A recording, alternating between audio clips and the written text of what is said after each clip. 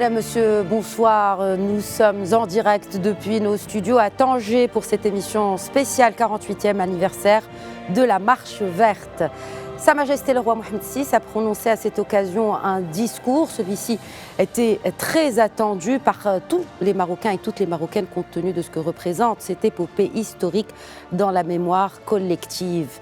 Car ce tournant historique couronna l'intégrité territoriale. Et au vu des mutations géopolitiques actuelles, le discours du souverain est foncièrement géostratégique, prospectif et proactif. Car de fait, après la marche verte en 1975, les marches de développement se perpétuent dans les provinces du Sud et au-delà même des frontières du royaume. L'un des exemples, et c'est d'ailleurs le fruit de la vision de Sa Majesté le roi Mohamed VI, de transformer l'espace africain atlantique en une zone de paix, de stabilité et de prospérité partagée. Et ainsi, le processus des États africains atlantiques est né le 1er juin 2022. Le souverain a choisi la célébration de l'anniversaire de la Marche verte pour donner une nouvelle impulsion à cette initiative qui ouvre de nouveaux horizons pour de nombreux pays, de nombreuses populations africaines de la façade atlantique. L'Afrique atlantique, ce sont 23 pays, 46% de la population africaine et un peu plus de la moitié du PIB du continent. Mais voilà, ces pays ne reçoivent que 4% des investissements directs étrangers à destination de l'espace atlantique, 74% pour les pays de la rive nord. C'est pour changer cette dernière donne, entre autres, et faire face aux défis communs que l'initiative Processus des États africains atlantiques a vu le jour sous l'impulsion de Sa Majesté le roi Mohamed VI. Le discours prononcé par le souverain ce soir comporte des messages très importants et trace une nouvelle voie pour l'intégration Sud-Sud. J'accueille pour l'émission spéciale de ce soir professeur Abdelatif Komat, doyen de la faculté des sciences juridiques, économiques et sociales à Casablanca. Bonsoir professeur Komat. Merci pour l'invitation. Marhaba. J'ai également le plaisir renouvelé d'accueillir sur le plateau de Média TV le professeur Zakaria Aboudahab, professeur de relations internationales à l'université Mohamed V de Rabat. Bonsoir professeur Aboudahab. Bonsoir madame Khadija. Et j'ai également une joie que de l'accueillir ce soir. Il s'agit de notre analyste politique Sidriss Issaoui. Bonsoir Sidriss et bienvenue à vous également. Merci à vous. Alors, il y a plusieurs objectifs et plusieurs termes aux objectifs de développement des provinces du Sud, professeur Komat. Il y a le court terme et on peut dire que les objectifs sont presque atteints, sont dans la phase finale. Les objectifs de développement à moyen et long terme des provinces du Sud sont en marche et preuve en est, c'est qu'aujourd'hui, le Sahara marocain est un vecteur de développement pour l'Afrique dans son ensemble. Et le discours du souverain ce soir cristallise cette vision long-termiste du développement des provinces du Sud. Effectivement, ce discours de Sa Majesté, en fait, me rappelle celui du 6 novembre 2015, dans lequel Sa Majesté avait donné lieu au démarrage du plan de développement des régions du Sud, avec un budget qui a dépassé les 80 milliards de dirhams et qui a consisté justement à élaborer essentiellement un plan de développement autour de l'infrastructure, autour d'une mise à niveau de secteurs prioritaires, tout ce qui est agriculture, tout ce qui est valorisation des ressources minières, tout ce qui est pêche, etc. Pourquoi je me réfère au discours de Sa Majesté du 6 novembre 2015 ? Parce que, à mon sens, c'est en fait un discours, celui d'aujourd'hui, est autant historique, parce qu'il s'agit de franchir un nouveau pas dans le développement des régions du Sud, mais avec une perspective encore plus stratégique. Alors, il est stratégique sur un plan local, national mais également régional, parce qu'il s'agit d'inscrire les régions du Sud dans un développement prospectif autour de secteurs stratégiques. Sa Majesté a évoqué l'économie bleue, il a évoqué les énergies renouvelables, le dessalement de l'eau, et effectivement, aujourd'hui, ce sont des stratégies pour notre pays d'une manière générale, mais le focus aujourd'hui, les régions qui portent ces projets, c'est essentiellement les régions du Sahara marocain. Mais il est également stratégique sur un plan régional et continental, parce que dorénavant, en fait, le Sahara n'a pas comme seul objectif de se développer dans le cadre du développement du Maroc, mais également de se développer dans la perspective de contribuer, d'être un vecteur de développement de l'Afrique. Parce qu'on connaît l'Afrique, il y a un problème d'intégration économique, il y a des déficits, il y a en fait un besoin en termes d'investissement, qui a besoin d'infrastructures, et tout particulièrement la région la plus proche, qui sont les régions de l'Afrique de l'Ouest, mais également les pays du Sahel. Et là, Sa Majesté a lancé des idées, en fait, aujourd'hui, très prometteuses pour la région dans son intégralité. Et c'est pour ça qu'on peut considérer que c'est un discours historique, c'est un discours, je dirais, stratégique, aussi bien sur le plan local, national, mais également sur le plan continental. Ce qui est intéressant, parce que vous avez évoqué le discours du souverain de l'année 2015, donc la naissance de ce nouveau modèle de développement des provinces du Sud. Et le discours de ce soir est une continuité aussi du discours prononcé par le souverain à l'occasion du 47e anniversaire de la Marche verte. C'était il y a un an, jour pour jour, où il y a eu les principales réalisations dans le cadre de ce nouveau modèle de développement. Donc effectivement, ce nouveau discours vient apporter une nouvelle pierre à l'édifice du développement des provinces du Sud et leur continuité, puisque nous sommes dans la continuité, leur continuité naturelle sur le continent, mais pas que, également sur la façade atlantique. Je vous propose, messieurs et nos chers téléspectateurs, de suivre cet extrait du discours du souverain sur justement les dimensions atlantiques du développement en Afrique. Regardez. Nous célébrons aujourd'hui une occasion chère à nos cœurs, l'anniversaire de la Marche verte qui paracheva l'intégrité territoriale de notre pays. Par fidélité au serment éternel de cette épopée, nous nous faisons un devoir de poursuivre les marches de développement, de modernisation et de construction engagées pour assurer les conditions d'une vie digne aux citoyens marocains. À cet effet, nous veillons à ce que les potentialités de notre pays, et plus particulièrement celles du Sahara marocain, soient utilisées de la manière la plus judicieuse. Par ailleurs, depuis que le Royaume a récupéré ses provinces du Sud, sa vocation de pays atlantique s'est encore affirmée. Par son dynamisme, notre diplomatie a fait échec aux manœuvres des adversaires, déclarés et cachés, mobilisant ainsi un soutien international accru en faveur de notre intégrité territoriale. En conséquence, notre pays affiche désormais une position plus forte et plus solide. Si par sa façade méditerranéenne, le Maroc est solidement arrimé à l'Europe, son versant atlantique lui ouvre quant à lui un accès complet sur l'Afrique et une fenêtre sur l'espace américain. C'est la raison pour laquelle nous sommes déterminés à entreprendre une mise à niveau nationale du littoral, incluant la façade atlantique du Sahara marocain. Nous sommes également attachés à ce que cet espace géopolitique fasse l'objet d'une structuration de portée africaine. Notre souhait est que la façade atlantique devienne un haut lieu de communion humaine, un pôle d'intégration économique, un foyer de rayonnement continental et international. Pour cela, en menant à bonne fin les projets d'envergure qui y sont lancés, nous veillons à doter nos provinces du Sud des services et des infrastructures indispensables à leur développement économique. En outre, pour assurer une connexion fluide entre les différentes composantes du littoral atlantique, nous nous attachons à mettre à disposition les moyens de transport et les stations logistiques nécessaires.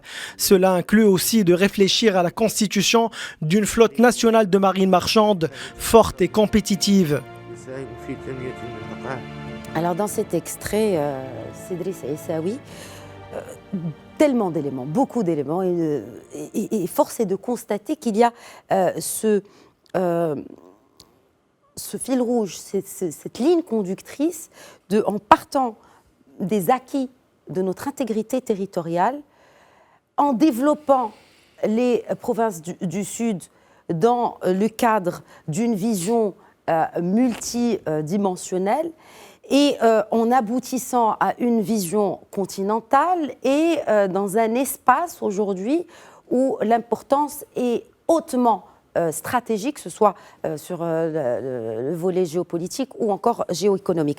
Parlons d'abord du début de cet extrait que nous venons d'écouter et par rapport à ce lien entre les acquis de la diplomatie et les acquis de développement dans les provinces du Sud. Je pense que vous l'avez dit depuis le départ, c'est un discours prospectif, c'est un discours réaliste mais surtout c'est un discours pour le futur. On est en train de parler du bilan du développement au niveau des provinces du Sud et en même temps de l'avenir des relations entre le Maroc, entre le Sahara et la profondeur africaine. Pour cela, il fallait absolument rappeler tout cela. Le rappeler dans une perspective dynamique de développement qui va partir de la dimension atlantique du Maroc, qu'il est en train de mettre en œuvre. Et on va voir avec les développements qu'on est en train de faire que la dimension atlantique est une dimension essentielle, beaucoup plus importante que celle qu'on pouvait développer avec la façade méditerranéenne. Parce que le développement de la dimension atlantique va ouvrir d'énormes possibilités, donc pour le Maroc, mais surtout pour les pays africains qui sont associés avec le Maroc à travers un certain nombre de projets. Les régions dont on a parlé ont bénéficié en 2015-2016 à Dakhla et à El Ayoun d'une convention qui a permis de mettre en place un financement de 77 milliards de dirhams et qui a été mise en œuvre sur un certain nombre de projets de développement régional et qui ont pratiquement, ils sont terminés. La voie express entre Tiznit et Dakhla, elle est pratiquement terminée. Il n'y a que des petits tronçons qui restent encore à faire. Il y a également un projet énorme d'études, mais surtout de réalisation qui a commencé avec le port atlantique de Dakhla et qui sera la porte d'entrée du Royaume du Maroc vers ces pays-là. Et il y a, en fin de compte, le grand projet d'intégration extraordinaire, celui du gazoduc entre le Nigeria et le Maroc, qui va permettre à 15 pays d'Afrique un croissant extraordinaire, de pays qui ne disposaient de rien du tout, d'aucune possibilité, ni vision, ni vue sur le paysage atlantique ni méditerranéen. Aujourd'hui, ils vont l'avoir grâce à quoi? Grâce à un gazoduc qui est pratiquement aujourd'hui arrivé à une phase, disons, évoluée de financement et de conception et de réalisation réelle. Donc finalement, on ne peut plus parler du développement des provinces marocaines parce qu'en fait, aujourd'hui, on est sorti de la logique on veut prouver que le Maroc est un pays qui possède un territoire qui s'appelle le Sahara et que les populations sont des populations qui sont liées à la monarchie marocaine, etc. On a dépassé tout cela. On est en train d'offrir au monde entier un exemple de développement qui ne coûtera rien du tout à la communauté internationale, mais qui va coûter beaucoup en termes de dynamique de développement que l'on va impulser au niveau de ces pays, parce que ces pays vont pouvoir bénéficier du gaz, de l'énergie solaire, de l'énergie éolienne, etc., de tout ce que pourra apporter le développement intégré que va insuffler le Maroc. Très bien. Alors, professeur Aboudahab, quand on entend que le Maroc est solidement arrimé à l'Europe, son versant atlantique lui ouvre quant à lui un accès complet sur l'Afrique et une fenêtre sur l'espace américain, un mot ou peut-être un peu d'explication, un peu de pédagogie sur ce que c'est que ce nouveau profil stratégique de l'espace atlantique. D'abord, c'est un espace, sur le plan identitaire, il faut le souligner, est en construction, comme on le dit dans la littérature existante, c'est-à-dire comment créer un concept dit de afro-atlantique, c'est-à-dire une communauté dite afro-atlantique. Je pense qu'il y a beaucoup d'organismes qui y ont travaillé et d'ailleurs, Sa Majesté le Roi, depuis longtemps, ce n'est pas aujourd'hui, qu'il avait lui-même impulsé ce genre de réflexion. C'est la raison pour laquelle le Maroc a été derrière l'initiative du lancement de cette communauté, parce qu'il s'agit d'abord, je pense, de concrétiser même, vous savez, cette fameuse image, métaphore de l'arbre marocain, profondément ancré en Afrique, ouvert sur l'Europe, mais en même temps qui a des relations verticales et horizontales. Alors l'horizontalité, ça va de l'Orient vers l'Occident, et donc ça dépasse stricto sensu l'Atlantique dit Nord, mais également ça inclut l'Atlantique Sud. Et par conséquent, je crois que nous sommes dans des démarches de reconquête d'espace, au sens stratégique du terme, c'est-à-dire investissement par le soft power marocain, mais cette fois-ci avec une vision de co-développement, de co-construction, de communautés qui vont chercher à maîtriser leur espace et en même temps en faire source d'approvisionnement, sécurité alimentaire. Sa Majesté l'a bien rappelé aujourd'hui dans son discours historique, je le considère ainsi, mais également une feuille de route substantielle et très compacte, c'est-à-dire la question de la turbulence par laquelle le monde passe aujourd'hui. Et je le crois fort bien, aujourd'hui le Maroc est bien positionné pour être catalyseur de plusieurs processus. On peut parler de l'agriculture, on peut parler de la conférence climat qui a été lancée en 2016, d'ailleurs parallèlement au lancement du concept d'économie bleue chez nous, au Maroc, le concept étant apparu en 2012. Et par ailleurs, il y a d'autres initiatives, le gazoduc Maroc-Nigérien, mais qui traverse pratiquement tous les pays de la CEDEAO, et au-delà, avec des réflexions globales, intercontinentale, bien connectée. Il est question aussi de s'ouvrir à la communauté internationale pour réfléchir aux moyens d'encourager ce genre d'initiatives parce qu'au final, et de les financer, elles sont très positives. C'est ça l'encouragement. Tout à fait, alors qu'effectivement, et rappelons-le, le Maroc a réussi le pari d'accueillir sur ses terres ces assemblées générales du Fonds monétaire international et de la Banque mondiale et faire porter la voix de cette Afrique, faire porter aussi les projets de développement de ces pays africains. Absolument. Évidemment, comme vous le savez très bien, l'Afrique, c'est plus de 30 millions de kilomètres carrés, c'est 1 milliard et quelques individus. Malheureusement, il y a des fragmentations, des dissemblances, des disparités en termes de développement, parce que les 5 régions d'ailleurs géographiques qui le composent sont disparates, l'Afrique australe, centrale, l'Ouest, l'Est, la Corne de l'Afrique, l'Afrique du Nord. Mais je crois que de telles visions permettraient, je le crois fort bien, pour le Maroc de se désenclaver géopolitiquement, parce qu'on le sait, vous savez que beaucoup de pays, avec une certaine animosité, cherchaient à isoler le Maroc de ses espaces traditionnels, mais il a su quand même, mollo progressivement, casser ce genre de manœuvre, je dirais, qui cherchait encore une fois à l'extirper de ses ancrages traditionnels et stratégiques, comme le Sahara, d'ailleurs, entre autres. Aujourd'hui, ce que je voulais dire, c'est que nous passons d'un paradigme intranational, si vous voulez, dans lequel Sa Majesté voulait faire des provinces du Sud une locomotive ou des locomotives pour le développement. Aujourd'hui, grâce à une vision territorialisée, mais axée au niveau continental, voire même intercontinental, parce que c'est l'Afrique et c'est l'Amérique du Nord et du Sud, c'est les provinces du Sud aussi qui vont constituer une locomotive pour un développement intercontinental dans l'intérêt bien compris des deux continents, mais en même temps, ça va appeler des efforts conjugués entre l'ensemble des stakeholders, c'est-à-dire les parties prenantes, si vous voulez. Exactement. Et des shareholders, parce qu'il faudra constituer effectivement ce consortium de 23 pays avec beaucoup de ressources. Et d'ailleurs, ça a été rappelé par le souverain ce soir, des ressources humaines, mais aussi de l'abondance, pour reprendre les termes du souverain, de ses richesses naturelles. Mais avant, professeur Komat, il y a des prérequis pour, avant de penser justement, avant d'avoir cette vision, et c'est des prérequis auxquels le Maroc a aspiré il y a quelques années, dont nous commençons à voir les fruits. Il s'agit des infrastructures logistiques, de transport. Et d'ailleurs, cela a été rappelé par le souverain. Il y a ce point sur la constitution d'une flotte nationale de marine marchande forte et compétitive. Comment cela pourra apporter une valeur ajoutée à cette intégration continentale et surtout de cette façade atlantique de notre continent?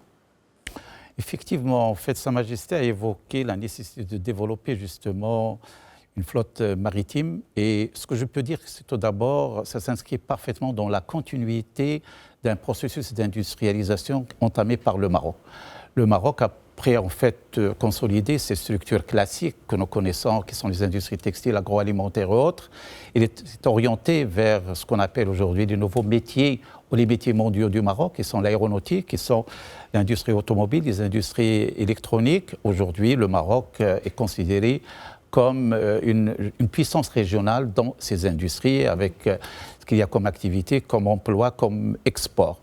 Et dans cette continuité, justement, la flotte maritime est très importante. Il faut rappeler tout d'abord que le Maroc a une tradition au niveau de cette industrie depuis les années 60-70. Donc on a déjà certaines expériences dans ce domaine-là, mais on est en train, je dirais, de niveler vers le haut à ce positionnement pour différentes raisons.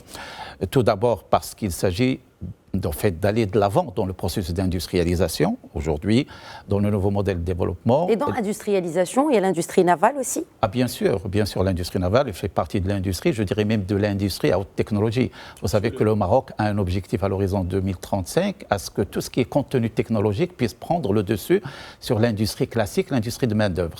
On va de plus en plus vers l'industrie à valeur ajoutée. Et l'industrie, bien sûr, navale fait partie des industries à valeur ajoutée. Donc ça, c'est également, en fait, en termes de parachèvement un peu du processus d'industrialisation, de création d'emplois et d'aller de l'avant en termes d'industrie de pointe. La deuxième chose, c'est que ça cadre parfaitement avec notre stratégie de développer ce qu'on peut appeler l'économie bleue. Aujourd'hui, vous savez que le Maroc a 3500 km balnéaires de côtes, mais également il a 1,2 million de km² de zones économiques. Donc il s'agit d'exploiter pour différentes activités. Bon, bien sûr, il y a les activités classiques qui sont la pêche, mais également les activités portuaires. Mais de plus en plus, le Maroc s'oriente vers la bio, justement, produit, vers l'aquaculture, vers justement l'exploitation, en fait, des mers pour tout ce qui est production énergétique. Nous avons des énergies propres. Et donc là, c'est un potentiel énorme pour le Maroc en termes de développement d'activités économiques, mais également d'arrimage à l'Afrique et d'arrimage à l'Amérique. Et tout cela passe forcément, justement, par l'industrie navale. Alors, bien sûr, c'est une quête également de souveraineté. Vous savez que le mot d'ordre au Maroc, on parle beaucoup de la souveraineté énergétique, la souveraineté alimentaire, mais également la souveraineté au niveau de l'industrie navale.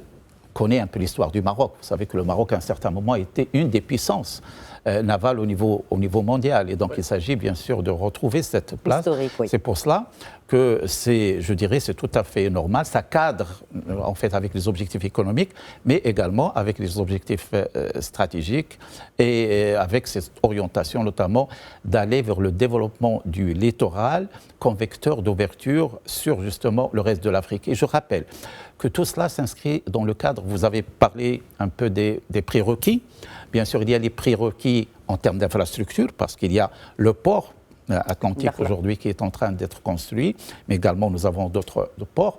Ça, ce sont des prérequis, je dirais, en termes d'infrastructure et de terrain opérationnel. Mais il y a également les prérequis en termes de positionnement du Maroc sur le plan stratégique. Le Maroc est un pays qui a toujours essayer d'équilibrer ses relations au niveau international. Et d'ailleurs, Sa Majesté, il le dit au niveau de son discours.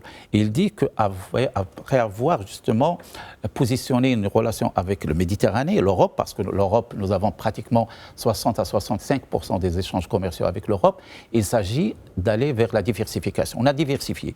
On est allé vers la Chine, on est allé vers l'Amérique, on est allé vers la Russie, etc. Mais aujourd'hui, le focus est sur l'Afrique.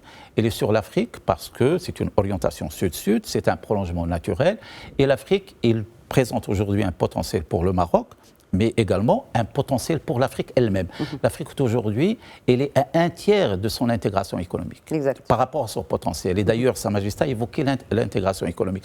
C'est pour cela, pour dire que tout cela s'intègre dans une véritable stratégie globale dans laquelle il y a la dimension géopolitique et géostratégique, mais également il y a une vision économique dans l'intérêt du Maroc, mais toujours avec le souci à ce que le Maroc contribue au développement de l'Afrique. Et c'est pour ça que c'est une vision globale et intégrée. Et de plus en plus, il prend, je dirais, de l'ampleur et il s'inscrit dans une dimension à haut potentiel, à haut niveau et à un niveau stratégique, aussi bien pour notre pays que pour son prolongement naturel qui est l'Afrique. Et cela ne saura se faire sans investissement étranger. Et d'ailleurs, pour reprendre les termes du souverain, on va écouter l'extrait dans quelques instants, le Maroc est un pays réputé pour sa stabilité et sa crédibilité. Et cerne bien les enjeux et les défis auxquels sont confrontés les pays africains. Donc le souverain a appelé à l'élaboration de réponses pratiques et efficientes, adossées à la coopération internationale au profit de l'Afrique atlantique. Écoutez. المغرب كبلد مستقر وذي مصداقية يعرف جيدا الرهانات Le Maroc, un pays réputé pour sa stabilité et sa crédibilité, cerne bien les enjeux et les défis auxquels sont confrontés les pays africains, notamment ceux situés sur la façade atlantique. De fait, en dépit de la qualité de ses ressources humaines et de l'abondance de ses richesses naturelles, l'Afrique atlantique accuse un important déficit en matière d'infrastructures et d'investissement. Afin de remédier à cet état de choses, nous œuvrons de concert avec nos frères en Afrique et l'ensemble de nos partenaires à l'élaboration de réponses pratiques et efficientes, adossées à la coopération internationale. C'est dans ce cadre que s'inscrit le projet stratégique du gazoduc Maroc-Nigeria, considéré comme un levier d'intégration régionale visant à réunir les conditions d'un décollage économique commun, à enclencher une dynamique propice au développement de la bande atlantique. Cette entreprise constituera aussi une source sûre d'approvisionnement des pays européens en énergie. C'est dans le même esprit que le Maroc a pris l'initiative de créer un cadre institutionnel regroupant les 23 États africains atlantiques en vue de consolider la sécurité, la stabilité et la prospérité partagée dans la région.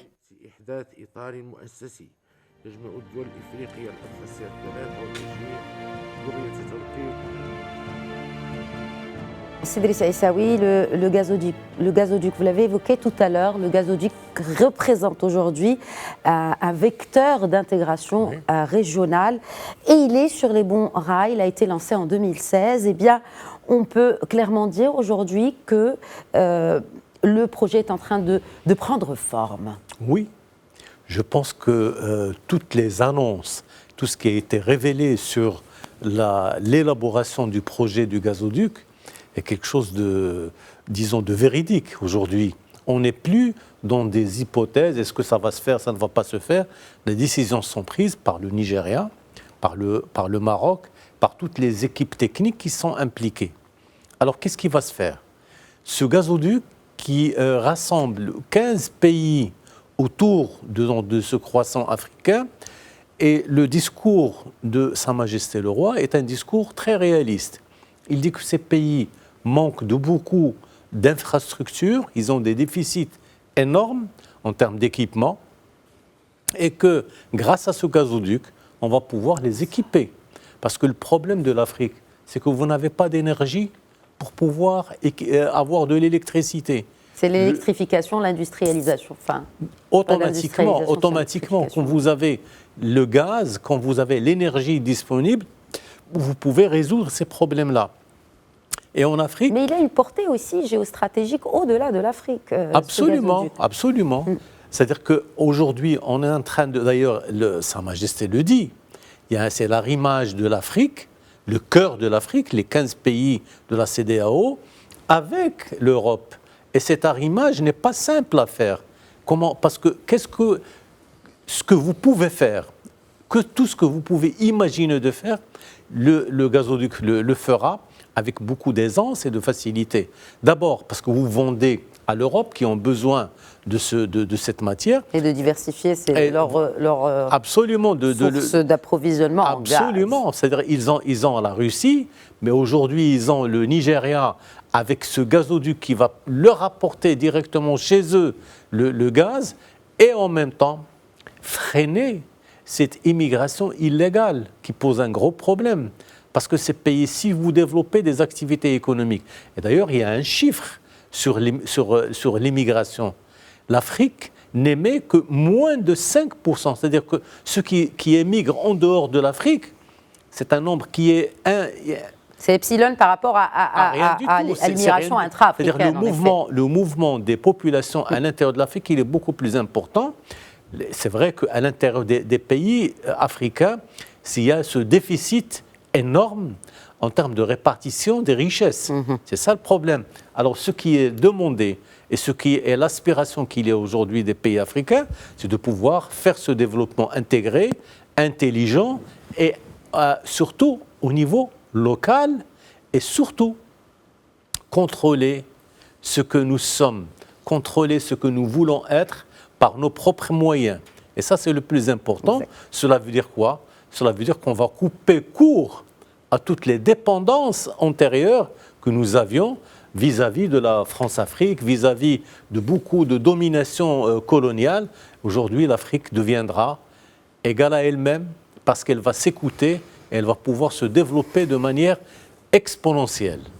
Alors, justement, c'est dans cet esprit que le Maroc a pris l'initiative de créer ce cadre institutionnel que nous évoquions un peu plus tôt, professeur Abou Dahab, qui regroupe 23 États africains atlantiques. C'est une première, déjà, c'était une initiative inédite qu'avait pris le souverain en juin 2022. 3 réunions se sont suivies. Il y a la déclaration de Rabat. Nous n'allons pas, c'est pas notre sujet ce soir, mais c'est le fait de désenclaver, le fait d'intégrer des pays qui n'ont pas de façade atlantique à la dynamique atlantique. Et là, le message est sans équivoque et clair par le souverain qui appelle à arrimer et à ouvrir l'Atlantique aux États frères du Sahel.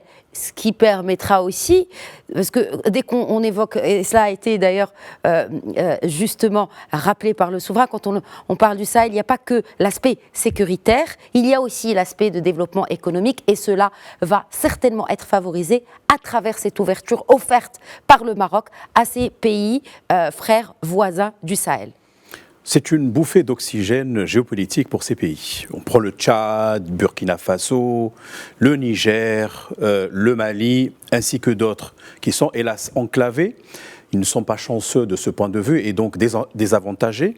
Les pays enclavés, sans accès au littoral. Mais permettez-moi de rappeler, Madame Khadija, rapidement que le Maroc, déjà, il y a longtemps, les années 80 du siècle dernier, en 89, il y a eu création de ce qu'on appelle la conférence ministérielle sur la coopération halieutique entre les États atlantiques, les États africains riverains de l'Atlantique. Et l'organisation, elle est intergouvernementale. Elle a son siège à Rabat, à Riyad d'ailleurs. Et à l'époque, la vision était plus sectorielle, axée sur la coopération halieutique. Aujourd'hui, nous sommes dans une autre dimension, plus large évidemment, qui va inclure d'autres aspects de cette économie bleue émergente ou l'économie maritime, avec des connexions avec le tourisme maritime, avec également la logistique, le transport maritime, le commerce maritime, etc., etc.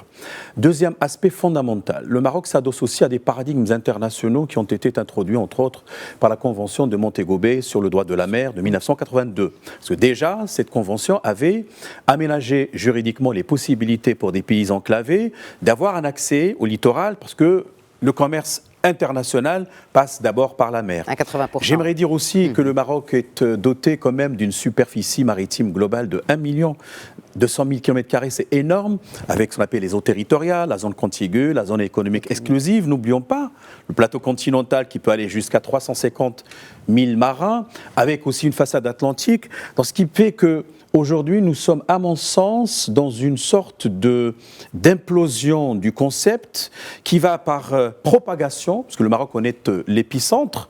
Cela, évidemment, demanderait à ce qu'il y ait des actions en amont et en aval pour permettre à ces pays de s'arrimer à cette dynamique. Mais il est propulseur, comme je l'ai dit tout à l'heure, il est catalyseur, et ça permet à des organismes continentaux, par exemple l'ABAD, éventuellement, de venir à la rescousse de cette initiative très importante. L'Union africaine aussi, à travers l'agenda 2063, avait préconisé entre autres la question de l'économie bleue, mais ça restait comme des déclarations d'intention. Aujourd'hui, le Maroc est riche d'expériences déjà antérieures.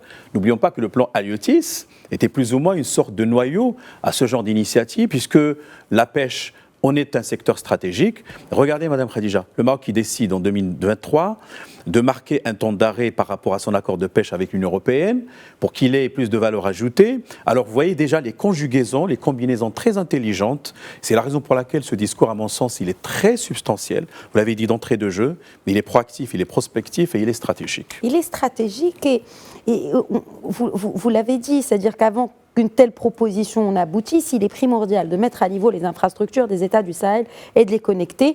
Et le Maroc est disposé à mettre à leur disposition ces infrastructures routières, portuaires et ferroviaires. C'est-à-dire, aujourd'hui, il y a ce concept de coopération sud-sud, professeur Komat. Moi, oui. Je voudrais vous interpeller aussi sur ce concept aussi d'intégration sud-sud avec une nouvelle donne variable qui a toujours été là. Elle n'est pas nouvelle puisque géographiquement, l'Atlantique est là et Atlantique. Donc là, nous avons l'intégration sud-sud-Atlantique. Effectivement, il faut dire que c'est un processus. Parce que Sa Majesté, lorsqu'il a lancé le plan de développement des régions du Sud en 2015, lorsqu'il a mis l'accent sur un certain nombre de projets d'infrastructure, notamment l'axe routier. Vous savez que l'axe routier Tiznit-Dakhla, long de 1100 km, est suivi tout de suite après, en fait, par un prolongement vers Guerguerat, et puis une liaison avec la Mauritanie, avec le Sénégal, etc. Donc tout cela, en fait, est un processus qui est réfléchi et on y va progressivement. Le port atlantique également s'inscrit dans la même démarche. En fait, c'est un port qui a été érigé dont l'intention justement d'arrimer davantage le Maroc à l'Afrique, parce que le Maroc a déjà un grand port à Tanger, il a un port pratiquement projet à l'étape finale à Nador, etc. Ouais. C'est-à-dire qu'au niveau du Nord, on est arrimé à l'Europe, il n'y a aucun problème. Au monde entier. Au monde entier. Alors la raison d'être du port de Dakhla, s'inscrit dans cette stratégie qui est étudiée. Aujourd'hui, on parle de l'extension de la voie ferroviaire également, donc qui aujourd'hui est un projet vers Agadir, qui va certainement s'étaler vers les régions du sud du Maroc.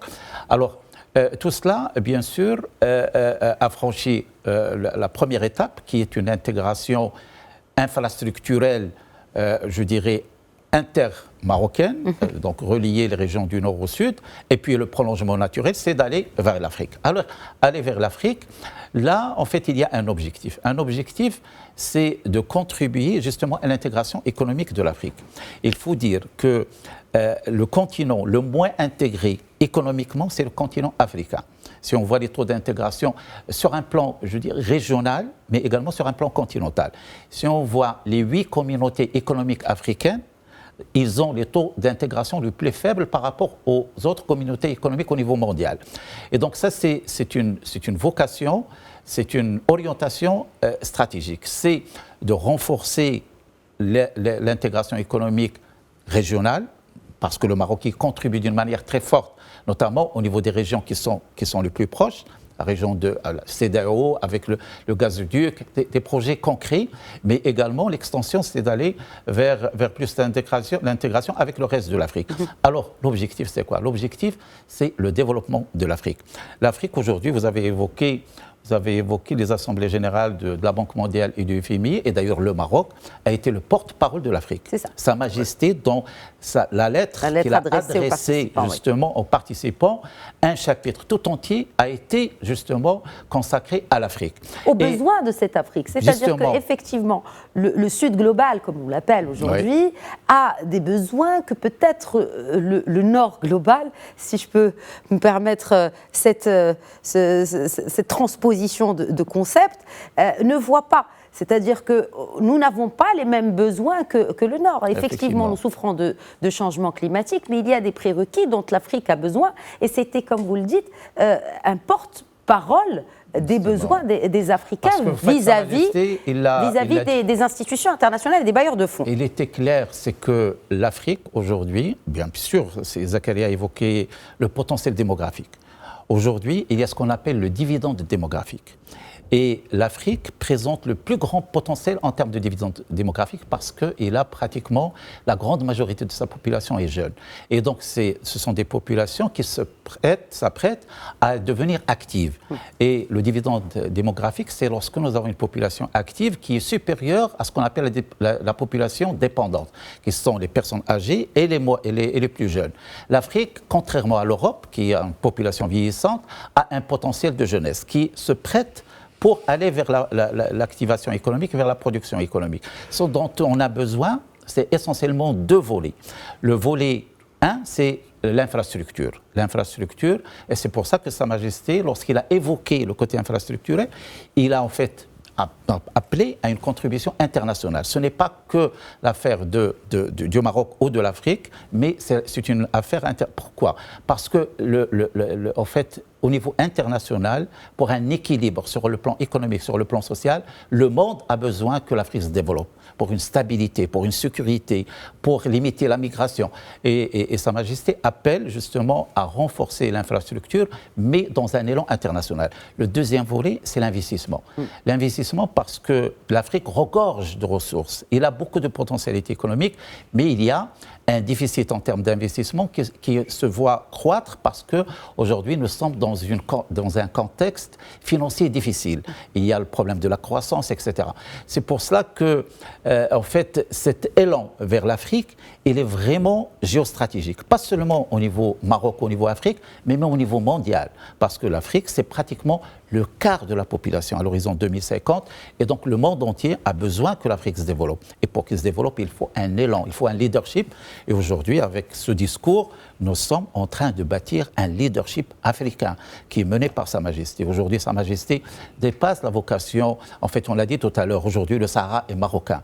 Le Sahara est en train de se développer. Ce qu'il y a comme afflux d'investissement aujourd'hui au niveau en termes d'intention d'investissement autour des énergies renouvelables, autour de tout ce qui est économie verte, c'est énorme. Le Sahara aujourd'hui attire, il a un potentiel. Aujourd'hui, on dépasse cette vocation, cette volonté que de nous limiter au développement du Sahara. Mais on voudrait, sous la houlette de Sa Majesté, que le Sahara soit un vecteur de développement de l'Afrique, au niveau régional, mais au niveau continental. Et c'est pour ça que je dis qu'aujourd'hui, avec ce discours, un leadership royal stratégique est en train de se mettre en place pour l'Afrique. Et qui, en fait, est en train de se mettre en place, et je rajouterai même, qui consolide les bases sur lesquelles ce partenariat avec les différents pays africains, de l'Ouest comme de l'Est, et de cette façade africaine, dont les jalons ont été posés depuis plusieurs décennies. Et d'ailleurs, nous célébrons aujourd'hui le 48e. Une consolidation de leadership. Mais voilà. Le leadership royal est toujours là, exact. Mais là, il prend une dimension futuriste, prospective, mais également stratégique. Ancré dans l'histoire. C'est ça le plus intéressant, finalement, dans ce discours. Nous célébrons aujourd'hui le 48e anniversaire de ce tournant dans notre histoire, et cette date et cet événement inédit qu'était la Marche verte, mais en gardant, bien sûr, on parle de prospection, d'infrastructures, de développement économique, de milliards, mais avant, en gardant les valeurs qui sont propres aux Marocaines, aux Marocains. Elles sont multiples, elles sont diverses, elles sont spirituelles, mais elles sont aussi patriotiques, et elles caractérisent intrinsèquement toutes les forces vives de notre nation. Je vous propose d'écouter à ce propos un extrait du souverain.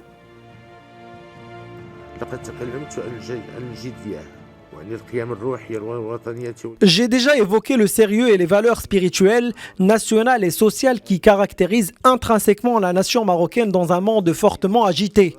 À cet égard, la Marche verte traduisit de fort belle manière les valeurs ancestrales de solidarité, de loyauté et de patriotisme qui permirent à notre pays de libérer son territoire et d'y exercer sa souveraineté pleine et entière.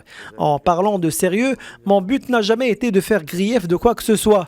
En fait, j'entendais par là exhorter tout un chacun à continuer de mettre du cœur à l'ouvrage afin de mener à bien les projets et les réformes engagées et, in fine, de relever les défis auxquels fait face notre pays. D'ailleurs, mon intention, bien comprise par tous, a été largement bien reçue par les forces vives de la nation. De fait, il s'agit d'un système de valeurs intégré qui a permis de consolider les acquis engrangés dans divers domaines, notamment l'impulsion de la dynamique de développement dans nos provinces du Sud et la consécration de leur marocanité à l'international.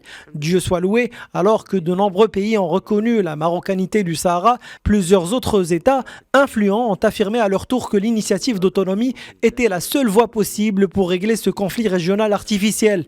En outre, les valeurs de solidarité, d'entraide et d'ouverture qui sont la marque distinctive du Maroc ont contribué à renforcer son rôle et à conforter sa position, lui permettant ainsi de s'affirmer au niveau régional et international, notamment auprès des pays frères arabes et africains, comme un acteur clé et un partenaire économique et politique crédible et digne de confiance. Et digne de confiance, Sidriss Essaoui. Le Maroc, et ce n'est plus à démontrer, l'a prouvé à plusieurs reprises avec ses partenaires diverses d'ailleurs, comme l'a rappelé à juste titre tout à l'heure professeur Komat. Ce n'est pas finalement un hasard que le Maroc réussit cette multiplication de ses partenariats et la diversification de ses partenaires, de divers horizons. Oui. Et cela fait partie aussi de l'identité marocaine, parce qu'elle est plusieurs. Absolument, parce qu'en fait, la lecture de l'histoire du Maroc nous rappelle tout ça. On l'a dit tout à l'heure pour le Maroc maritime, où le Maroc a véritablement de grandes traditions. La marine royale marocaine, elle est là pour le prouver. Et il y a également toute l'histoire du Maroc au niveau de la Méditerranée qui peut en témoigner. Et il y a tout l'avenir qui se dresse aujourd'hui au niveau de la façade atlantique. Parce qu'effectivement, pendant un long moment, on a oublié qu'on avait une façade atlantique qu'il fallait récupérer. Alors, comment on peut faire ça? Quand on a une stratégie de développement avec l'Afrique, il faut justement regarder cela avec beaucoup de sérénité et avec beaucoup de philosophie. Les Africains ne sont pas des gens faciles à traiter, mais ce sont des gens qui écoutent. Ce sont des gens qui sont perceptibles à l'effort quand vous leur proposez de l'effort pour dépasser leur handicap, leurs difficultés, leur mauvaise manière de faire, etc.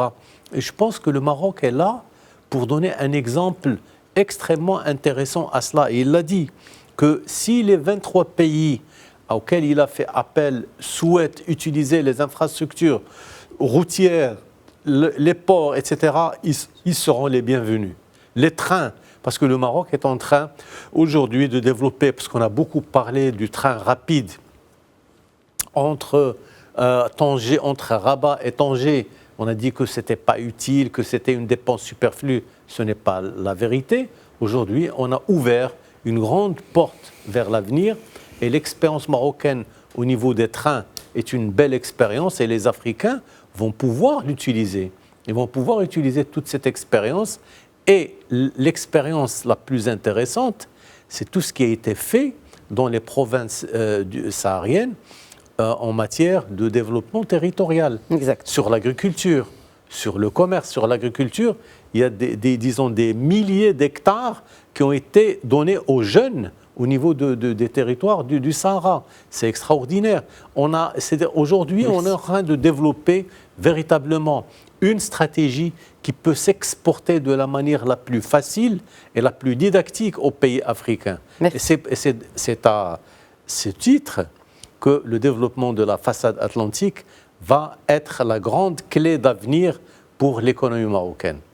Et une célébration des valeurs, encore une fois, professeur Abou Dahab, pour clore cette émission qui s'exprime spéciale. à travers un ADN toujours renouvelé, historiquement prouvé, confirmé, renouvelé, parce que ça nous permet à chaque fois d'engager des impétus, des élans salvateurs, prometteurs aussi, car la vision du Maroc a été toujours une vision de partage des richesses qui peuvent résulter d'un investissement au profit d'abord de l'homme. L'homme africain, dans sa globalité, nous en faisons partie. Et je voudrais quand même dire une chose importante, qu'aujourd'hui nous sommes dans des accélérations. Je crois qu'on pourrait combiner énormément d'énergie ou de force qui peut venir ou provenir de beaucoup de sources. Et le plus important, c'est permettre à l'humain d'agir sur son environnement tout en respectant les écosystèmes, parce qu'ils sont fragiles. Nous avons parlé de l'économie bleue, sans surexploitation. Et cela, je crois, ça entre en jeu. C'est la raison pour laquelle, d'ailleurs, vous savez, quand Sa Majesté était encore prince héritier, il a participé à la conférence de Rio de Janeiro en juin 1992. Je crois qu'il porte toujours ce souci de protéger les environnements, y compris marins. Ceci dit, je crois que c'est un chantier titanesque d'avenir qui pourrait sans doute repositionner le Maroc au cœur du développement de notre continent. Merci. Un dernier mot, professeur Komat. En fait, on a pour moins d'une minute. C'est juste pour rappeler le caractère historique de ce discours de Sa Majesté. En fait, aujourd'hui, moi, je le place, je dirais, au même niveau. Bon, tous les discours de Sa Majesté sont très importants, ils sont inspirants, ils sont mobilisateurs. On a vécu, en fait, une série de chantiers ouverts ces dernières années.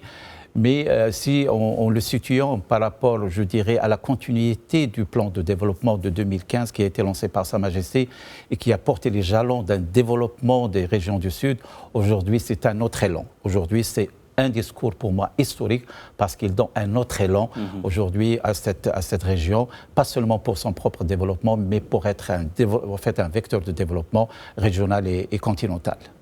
Exact. Et que nous célébrons aujourd'hui le 48e anniversaire de la Marche verte et que le développement des provinces du Sud, des 12 régions du Royaume, mais aussi le développement de cette Afrique qu'on veut aujourd'hui équitable, dont le développement bénéficie à tout le monde, est également en marche.